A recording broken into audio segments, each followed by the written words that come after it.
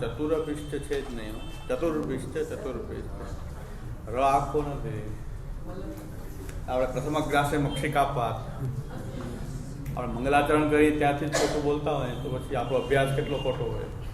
પ્રથમ ગ્રાસે મક્ષિકા, પેલો જ કોળિયો આવે અને માખી આવે. જૈનના સાધુઓ ભોજન ત્યાગ કરી દે. જૈન લોકોના સાધુઓ જો પ્રથમ ગ્રાસમાં જો કઈ આવે તો ત્યાગ. એમ આપણે ચતુર્ભિષ્ટ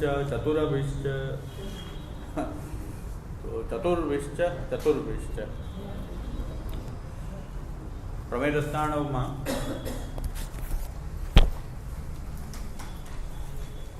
આપણે ગયા વખતે અનુબંધ ચતુષ્ટયનો વિચાર કર્યો.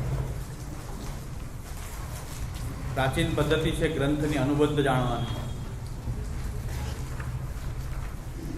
એમાંથી પાછળથી હવે અનુક્રમણિકા આવવા માંડી છે. પેલા અનુબંધ ચતુષ્ટય ખાસ હતું અને ઉપક્રમમાં લાલુભટ્ટજી કહે છે કે ભગવદ ભજન ઉપયોગિતયા પ્રપંચ સ્વરૂપ જ્ઞાનસ્ય નિબંધોક્ત રીત્યા પ્રથમમ તદેવ વિવિચ્યતે. ત્યાં બહુ શબ્દ ઉપર ભાર જ્યાં છે તત્ર ભગવદ ભજન ઉપયોગિતયા, ભગવદ ભજનોપયોગિતયા પ્રપંચ સ્વરૂપ જ્ઞાનસ્ય નિબંધોક્ત રીત્યા પ્રથમમ તદેવ વિવિચ્યતે. આપણે ખાસ વિચાર કરવાનો છે કે એ વખતે અનુબંધનો તો વિચાર કર્યો કે ભાઈ અધિકારી, વિષય, સંબંધ, પ્રયોજન. અધિકારી કોણ છે કે જે ભગવત ભજન કરવા ઈચ્છે છે, પુષ્ટિ માર્ગની રીત અનુસાર ભગવત ભજન કરવા ઈચ્છે છે, પુષ્ટિ માર્ગીય પ્રમેયને જાણવા ઈચ્છુક છે, પુષ્ટિ માર્ગીય સાધના, પુષ્ટિ ભક્તિ માર્ગીય સાધના કરવા ઈચ્છુક છે, એવો આપણે ત્યાં અધિકારી માનશું. વિષય માનશું કે શ્રી મહાપ્રભુજીના ગ્રંથોમાં વર્ણવિત જે વિષય છે એ પ્રમેય રૂપ અહીં છે.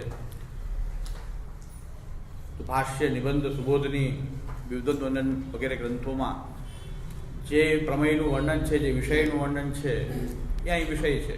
પ્રમેય એ વિષય છે. અધિકારી વિષય સંબંધ, આ ગ્રંથનો વિષય સાથે શું સંબંધ છે? પ્રતિપાદ્ય પ્રતિપાદક ભાવ. પ્રતિપાદ્ય વિષય છે એનું પ્રતિપાદન કરનાર આ ગ્રંથ છે અને પ્રતિપાદ્ય પ્રતિપાદક સંબંધ છે. અને પ્રયોજન શું? ભગવત ભજન.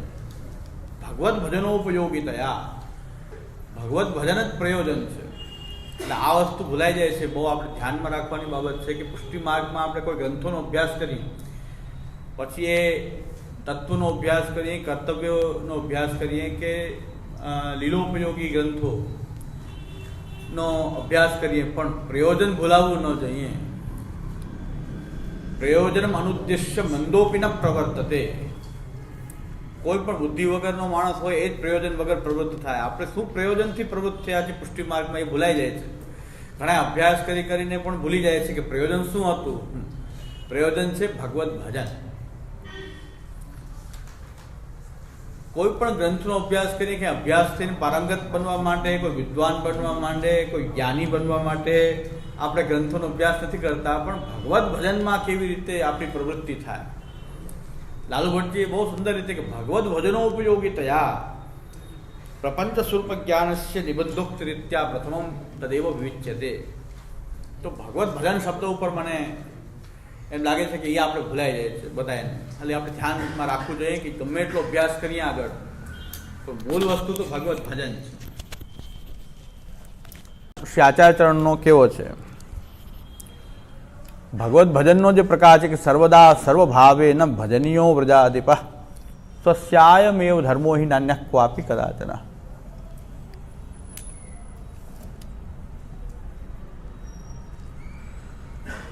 ભગવદ્ ભજન એટલે કોનું ભજન છે કે ભગવાનનું ભજન.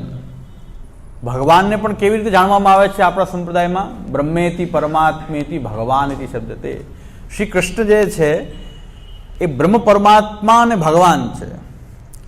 એના ત્રણેય પાસાને સમજીએ કે બ્રહ્મ પરમાત્મા ભગવાન એ શ્રી કૃષ્ણ, એટલે બ્રહ્મ પરમાત્મા ભગવાન એ શ્રી કૃષ્ણ એનું ભજન. તો બ્રહ્મનું પાસું પણ જાણીએ કે એનું એક પાસું બ્રહ્મનું છે, એનું જ એક પરમાત્માનું પાસું છે, અને એક પાસું જે છે એનું એ ભગવાન તરીકેનું છે.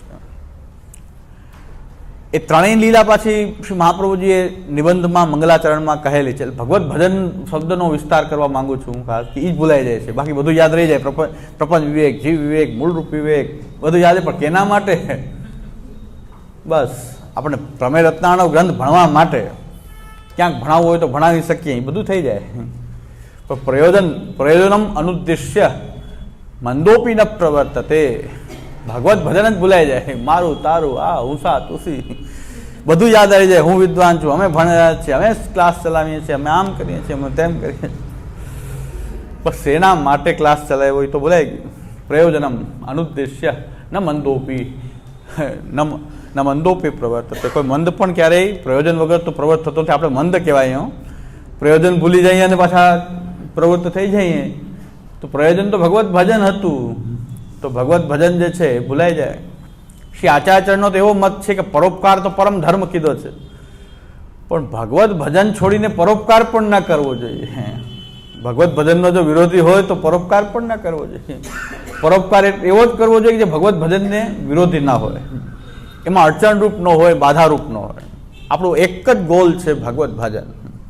એ ભગવત ભજન કઈ પ્રકારથી, કેટલા પ્રકારથી, કેવી રીતે કરવું જોઈએ, એવી મારી મંદ બુદ્ધિ પ્રમાણે હું એનો વિસ્તારથી સમજાવવા માંગુ છું કે ભગવત ભજન એટલે શું છે. પુષ્ટિ માર્ગમાં ઘણી જગ્યાએ ભજનનો અર્થ છે કે માલા લઈને બેસી જવું. કેટલાક સંપ્રદાયમાં ભગવત ભજનનો અર્થ છે કેવલ નામ જપ. હરે નામ એવું, નામ એવું, નામ એવું. એ નામ જ નામ જ નામ જ ગતિ છે. કલૌ નાસ્તેવ નાસ્તેવ નાસ્તેવ ગતિરન્યથા. કલીમાં કોઈ બીજી ગતિ જ નથી. ભગવાન નામ, ભગવાન નામ. તો કેવલ નામનો જપ એ ભગવત ભજન માનવામાં આવે છે. પણ પુષ્ટિ માર્ગમાં કેવલ નામ જપ નહીં, પણ ભગવત ભજન જે છે એ પુષ્ટિ માર્ગની અંદર સર્વદા સર્વભાવેન ભજનીયો વ્રજાધિપ સ્વસ્યાયમેવ ધર્મો હિ નાન્ય ક્વાપી કદાચન. શ્રી ગુસાઈજી શ્રીમદ પ્રભુચરણની પ્રાકટ્યના ઉત્સવની વધાઈ ચાલી રહી છે. અગાઉની પૂર્વ સંધ્યાઓમાં આપણે એકત્ર થયા છે. શ્રી હરિરાય મહાપ્રભુના પ્રાકટ્ય ઉત્સવથી આપણે આપણો અધ્યયનનો પ્રારંભ કર્યો, અને વચ્ચે શ્રી ગુસાઈજીનો ઉત્સવ આવતો હતો. મેં કીધું આ ઉત્તમ રવિવાર આપણો, કે આ ગુસાઈજીના ઉત્સવની પૂર્વ સંધ્યા જેવું જ છે, તો આપણે ગુસાઈજીનું સ્મરણ કરીએ કે ભગવત ભજનનો કેવો સુંદર વિસ્તાર શ્રી ગુસાઈજીએ આપણને કરીને આપ્યો. ભગવત ભજનનો કેટલી સુંદર રસાલ પદ્ધતિ શ્રી ગુસાઈજીએ આપણને, શ્રી મહાપ્રભુજીએ જે ચિત્ર બનાવ્યું હતું એમાં કેવા સુંદર પિતૃ પ્રવર્તિત પથપ્રચાર સુવિચારક. ભગવત ભજનમાં કેવું સુંદર ભગવત ભજનની રીત શ્રી ગુસાઈજીએ એનો વિસ્તાર કરીને આપણને આપણા માટે કૃપા કરી, અનુગ્રહ કર્યો શ્રી ગુસાઈજીએ. એ શ્રી ગુસાઈજીને સ્મરણ કરીને આપણે આપણા આ ભગવત ભજન શબ્દને આપણે થોડાક સમજી લઈએ કે આપણું પ્રયોજન ન ભૂલાય. પછી ભાષ્ય ભણીએ કે સુબોધની ભણીએ કે નિબંધ ભણીએ કે મહાપ્રભુજીના કોઈ ગ્રંથ ભણીએ કે અન્ય માર્ગના કોઈ ગ્રંથ ભણીએ, કદાચ રામાનુજ, માધવ, નિંબાક, શાંકર, કોઈ ગ્રંથ ભણીએ કદાચ, પણ ભગવત ભજન ભૂલાય નહીં. એ ભૂલાઈ ગયું તો આપણું ગોલ ભૂલાઈ ગયું. એટલે આપણું ગોલ એક જ છે કે ભગવદ્ ભજન. તો એ ભગવદ્ ભજન શબ્દને સમજી લઈએ અને ભગવદ્ ભજનની કેટલીક વિસ્તાર અને કેટલો સુંદર પદ્ધતિ પુષ્ટિ માર્ગમાં છે. બીજા માર્ગની અંદર તો ભગવદ્ ભજન માલા લઈને બેસી જાઓ, પછી જપો જપો માલા જપો માલા જપો. તો થોડુંક અત્યારે એ પદ્ધતિ ખરાબ નથી, માલા જપવું કોઈ ખરાબ બાબત તો નથી, પણ એ પદ્ધતિનું ભગવદ્ ભજન એ કેટલું કષ્ટકારક છે, કષ્ટ સાધ્ય છે. અને આપણું ભગવદ્ ભજન કેવું છે? આપણે એમ સમજી બેઠા હો કે આપણે માલા જપવાનું નથી કીધું એટલે આપણે માલા જપવી જ નહીં, આપણે એવા થઈ ગયા. એ પણ મારી ભૂલ છે આપણી. આપણે માલા જપવી જ નહીં એવું નથી, કારણ કે આપણા આચાર્યચરણોના સ્વરૂપનું ચિંતન કરીએ, દર્શન કરીએ તો બે જ વસ્તુ શ્રી આચાર્યચરણોના શ્રેષ્ઠમાં દેખાય છે, યા તો શ્રીમદ ભાગવતની પોથી અથવા તો માલા, અષ્ટાક્ષર, શ્રી કૃષ્ણ શરણમ, અષ્ટાક્ષર પંચાક્ષર, ગોપાલ મંત્ર. તો આચાર્યચરણો આપણને જ દર્શાવી રહ્યા છે. ઘણા કે આચાર્યચરણ પૂર્ણ પુરુષોત્તમ રૂપે જ ભજવું જોઈએ, આચાર્ય રૂપે નહીં, કાંઈ વાંધો નહીં. પણ આ પૂર્ણ પુરુષોત્તમ જો સાક્ષાત પૂર્ણ પુરુષોત્તમ જો આખો દિવસ ભાગવતનો પાઠ કરે છે તો તમે કઈ વાડીના મૂળાવ છો કે હાથમાં ભાગવત લેતા જ નથી? પૂર્ણ પુરુષોત્તમ એ પ્રગટીને તો આચાર્ય રૂપથી જ્યારે આ પૂર્ણ પુરુષોત્તમ જે આચાર્ય રૂપે પ્રગટા છે તો ભાગવત લઈને બિરાજે છે. તમે તો ભાગવત હાથમાં લેતા જ નથી, પાછા એમ કહે આચાર્યને પૂર્ણ પુરુષોત્તમ રૂપે ભજો. અરે પૂર્ણ પુરુષોત્તમ રૂપે ભજવું એટલે કુલે ચંદ્રિકા ધરાવવી, ચોપાટ સાજી દેવી, 56 ભોગ કરી દેવા, એટલે એ જ પૂર્ણ પુરુષોત્તમ પણ છે. આ પૂર્ણ પુરુષોત્તમ એવા છે કે લીલા દ્વિજ તનુધારી, શ્રી પુરુષોત્તમ સ્વતંત્ર ક્રીડા લીલા દ્વિજ તનુધારી. આ દ્વિજ રૂપથી પ્રકટ થયા છે. પ્રકટે કૃષ્ણાનન દ્વિજ રૂપ. આ દ્વિજ રૂપે પ્રકટીને કે આ સંધ્યા કરી રહ્યા છે, સાયમ કુંજાલે સ્થાસન ઉપવિલ્ય સત સ્વર્ણપાતમ સુધૌતમ. યા તો સંધ્યા કરી રહ્યા છે, ભાગવતનો પાઠ કરી રહ્યા છે, ભાગવત સમજાવી રહ્યા છે અને સેવા કરી રહ્યા છે. આપ સેવા કરી શીખવે શ્રી હરિ. અરે પૂર્ણ પુરુષોત્તમ પ્રગટીને કૃષ્ણ સેવા કરતા હોય, તમે કેમ કૃષ્ણ સેવા નથી કરતા? પૂર્ણ પુરુષોત્તમે બીજું કઈ નથી કર્યું, કૃષ્ણ સેવા કરી છે. વલ્લભ રૂપે પ્રગટીને લીલા શું કરી? વલ્લભ રૂપે પ્રગટીને કોઈ રાસલીલા તો કરી નથી, માખણચોરી લીલા કરી નથી વલ્લભ રૂપે પ્રગટીને. પૂર્ણ પુરુષોત્તમ છે એમાં કોઈ સંશય નથી. પૂર્ણ બ્રહ્મ શ્રી લક્ષ્મણ પુરુષોત્તમ શ્રી વિઠ્ઠલનાથ, કોઈ સંશય નથી. પણ એ પુરુષોત્તમે પ્રગટીને કર્યું શું? યા તો ભાગવત પાઠ કર્યો, કૃષ્ણ સેવા કરી, કૃષ્ણ સેવામાં સૌને જોડ્યા, એ જ જીવન પર્યંત સેવાયામ વા કથાયામ વા. અને લીલામાં પધાર્યા, ભૂતલ ઉપરથી પધાર્યા તો પણ સેવ્ય સેવ ગોપીશો વિધાસ્યતે અખિલમ હિના. આ વચન કહીને ભૂતલ ઉપરથી પધાર્યા શ્રી વલ્લભ. આસુરો વ્યામો લીલામાં શું કીધું? સેવ્ય સેવ ગોપીશો. આ કૃષ્ણ જ સેવા કરવા યોગ્ય છે. આપણું આલોક પરલોક બધું એ જ સિદ્ધ કરશે. પણ સેવ્ય સેવ ગોપીશ, તમારું કર્તવ્ય કૃષ્ણ સેવા જ છે. આપણું ભગવત ભજન એ કૃષ્ણ સેવા છે. કૃષ્ણ સેવા સદા કાર્યા. એ કૃષ્ણ સેવા કેવી રીતે કરવી જોઈએ? બ્રહ્મ સંબંધ પૂર્વક કરવી જોઈએ. બ્રહ્મ સંબંધ પૂર્વક એ ભગવત સેવા કરવી જોઈએ. બ્રહ્મ સંબંધ એટલે કે બ્રહ્મરૂપની એની બ્રહ્મરૂપતા ને સમજીને, અક્ષર બ્રહ્માત્મકતાને સમજીને, એનાથી જોડાઈને, એ અક્ષર બ્રહ્મ સાથે પોતાનું તાદાત્મ્ય અનુભવ કરીને ભગવત સેવા કરવી જોઈએ. ભગવત સેવા બ્રહ્મ સંબંધથી કરવી જોઈએ. શુદ્ધાસ્ત સુખિનશ્ચૈવ બ્રહ્મ વિદ્યા વિશારદાઃ તે ભગવત સૌને સેવને યોગ્ય નાન્યા.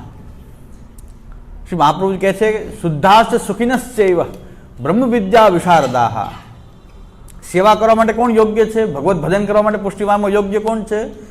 શુદ્ધા, આંતર બાહ્ય જે શુદ્ધ હોય. તો બાહ્ય શુદ્ધિ આપણે કરીએ છીએ, અપરસ આચાર વિચાર જે રાખીએ છીએ, બાહ્ય શુદ્ધિ છે. આંતર શુદ્ધિ ભક્તિ, શાંતિ, વિરક્તિ. આપણા હૃદયની અંદર ભગવદ આશ્રય, ભગવદ આશ્રય, શાંતિ એટલે અંતઃકરણની પવિત્રતા, શુદ્ધતા. વિષયાક્રાંત દેહાનામ નાવેશ સર્વદા હરે. વિષયોના આક્રાંત ન હોવું, ભગવદ આશ્રય હોવો, સ્વતંત્ર ભક્તિ હોવી અને વૈરાગ્ય, વિરક્તિ. આ પ્રભુચરણ શ્રી ગોપીનાથજી આજ્ઞા કરે છે કે બાહ્ય ચિહ્ન તો આપણે બાહ્ય શુદ્ધિ કરી રહ્યા છીએ, સ્નાન પણ કરવું જોઈએ, બાહ્ય શુદ્ધિ ન કરવી જોઈએ એમ નહીં, સ્નાન કરવું જોઈએ, અપરસ રાખવી જોઈએ, આચાર વિચાર રાખવો જોઈએ. બાહ્ય શુદ્ધિ જેટલી જરૂરી છે તે આંતરિક શુદ્ધિ, ભગવદ આશ્રય, શાંતિ, વિરક્તિ, શાંતિ, અંતઃકરણ શુદ્ધ હોય અને વૈરાગ્ય હોય, વૈરાગ્ય હોવો જોઈએ. આ બે વસ્તુ આંતરિક શુદ્ધિ છે. તો આવા શુદ્ધ થઈને ભગવત સેવા કરવી જોઈએ. શુદ્ધા સુખીનશ્ચૈવ, સેવામાં જાય સુખી હોવો જોઈએ, દુઃખી નહીં. દુઃખી હોય તો એમ કે હે ભગવાન દુઃખ દૂર કરો.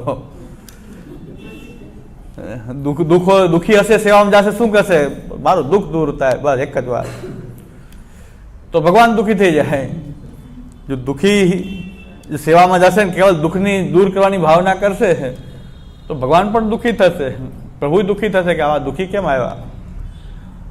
પણ નહીં, ઠાકોરજીની સેવા મળી રહી છે એ સૌથી મોટું સુખ છે એવું માનીને જે સેવામાં પ્રવૃત્ત થાય. બાકી તો સુખ દુઃખ તો આવ્યા જ કરવાના છે. કરોડો રૂપિયાની સંપત્તિ છે એ બિચારા દુઃખી છે. કોઈ જાતનું આપણે દુઃખ હોવું જ ન જોઈએ, પરમ દુઃખી હોય પાછો. એને પૂછો તો ખબર પડે કે પરમ દુઃખ છે. એટલે દુઃખી તો બધા રહેવાના છે, પણ ભગવત સેવા મળી રહી છે એનાથી મોટું શું સુખ હોઈ શકે? સાક્ષાત ભગવાનનો સંબંધ મળી રહ્યો છે એવો સુખી થઈને ભગવત સેવામાં પ્રવૃત્ત થાય કે ભગવાનની સેવાને સુખ માને, એવો સુખી હોવો જોઈએ ભગવત સેવા કરવાવાળો. અને બ્રહ્મ વિદ્યા વિશારદા, એ બ્રહ્મ વિદ્યાનો વિશારદ એટલે કે કમસે કમ બ્રહ્મ વિદ્યાનો જાણકાર, એટલે બ્રહ્મ સંબંધ એ બ્રહ્મ વિદ્યા વિશારદા શુદ્ધાસ્ત સુખિનશ્ચૈવ બ્રહ્મ વિદ્યા વિશારદા તે ભગવત સેવને યોગ્ય. શ્રી મહાપ્રભુજી આજ્ઞા કરે છે કે ભગવત સેવા માટે યોગ્યતા કોની છે? કે જે બ્રહ્મ વિદ્યા વિશારદ હોય.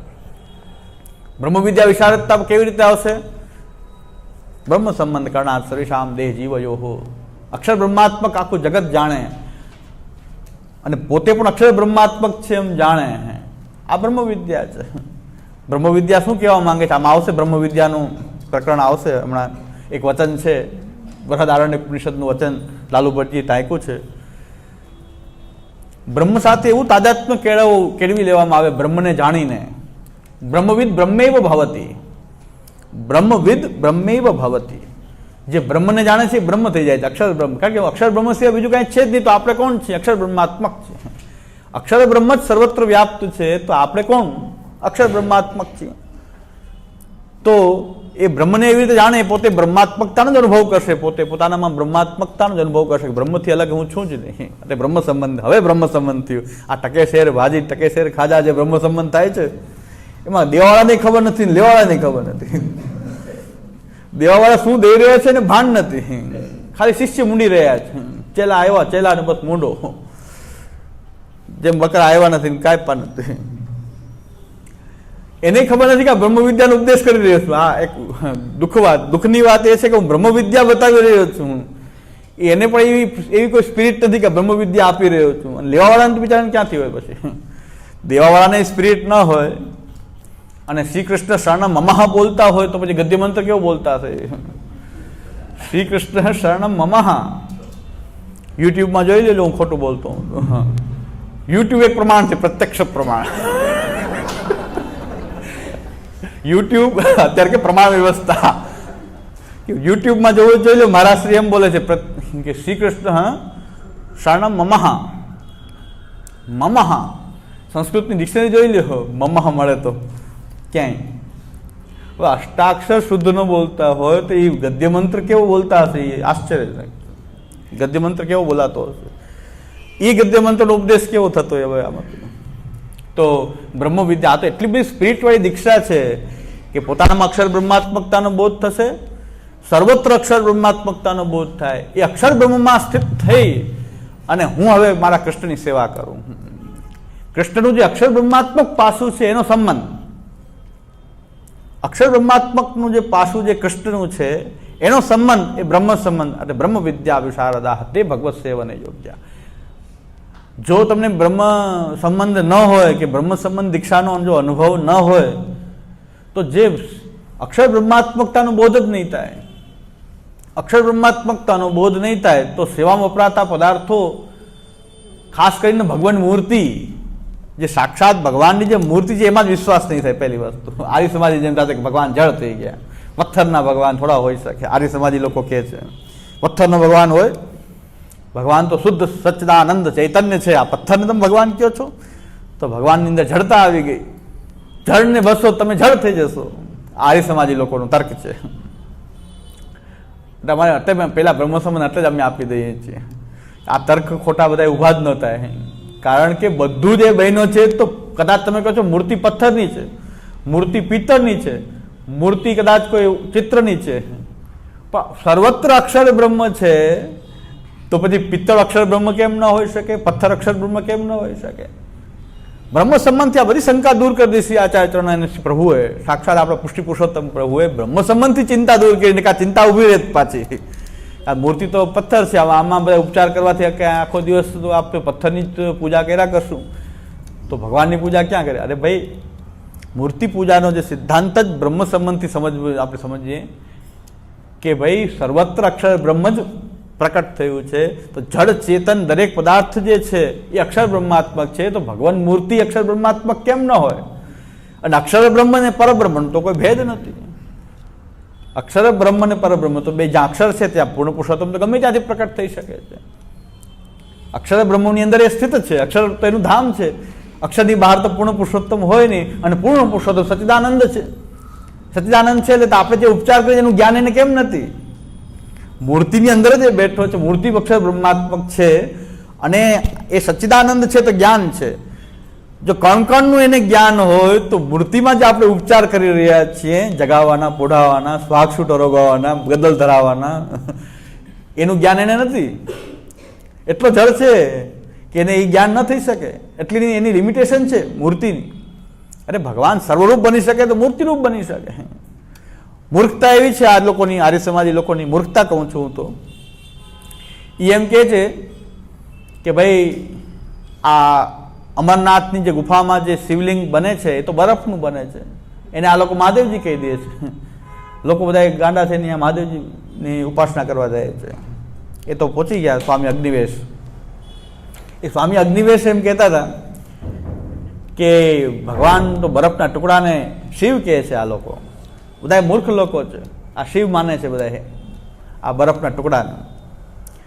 તો એને ઇન્ટરવ્યુમાં અગ્નિવેશ સ્વામી અગ્નિવેશને પૂછ્યું તો ભગવાન કેવા હોય? તો તમે બરફના ટુકડામાં જો ભગવાન ન હોય તો ભગવાન કેવા? પત્રકારને બીજાને શું ખબર પડે કે શાસ્ત્રને તો ખબર ન હોય, પણ એ પ્રશ્ન તો કરી શકે. એને શાસ્ત્ર ખબર ન હોય, પ્રશ્ન કરતા આવડે. તો ભગવાન કેવા હોય? એ ભગવાન સર્વવ્યાપી. હવે જો ભગવાન સર્વવ્યાપી છે તો બરફના ટુકડામાં નથી, તો બરફનો ટુકડો છોડીને વ્યાપી છે. એટલે આ છે. એટલે બ્રહ્મ સંબંધ કણા સર્વેશામ દેહ જીવયો હો સર્વદોષ નિવૃત્તિ દોષા પંચવિધા. સર્વવ્યાપી કયો છો? ભગવાન સર્વવ્યાપક છે, તો બરફના ટુકડામાં કેમ વ્યાપક ન હોઈ શકે? વ્યાપક રૂપ અદ્વૈત બ્રહ્મ જે તેજોમય કહેવાય, આર્ય પંથ અધિકારી મુનિજન તે માહે લઈતા હૈ. પણ નિર્ગુણનો નિર્દેશ અટપટો રસના સી પેરે કહીએ, રૂપ વર્ણ વપુ દષ્ટ પદાર્થ ત્યાં એકો ના લઈ. આટલો ફેર છે અક્ષર બ્રહ્મ ને પરબ્રહ્મમાં ભેદ એટલો છે, બાકી કાંઈ ભેદ નથી. કે ભાઈ આ નિર્ગુણનો નિર્દેશ અટપટો રસના સી પેરે કહીએ, રૂપ વર્ણ વપુ દષ્ટ પદાર્થ ત્યાં એકો ના લઈ. ભગવાનનું એક એવું રૂપ છે કે એ એક રસ,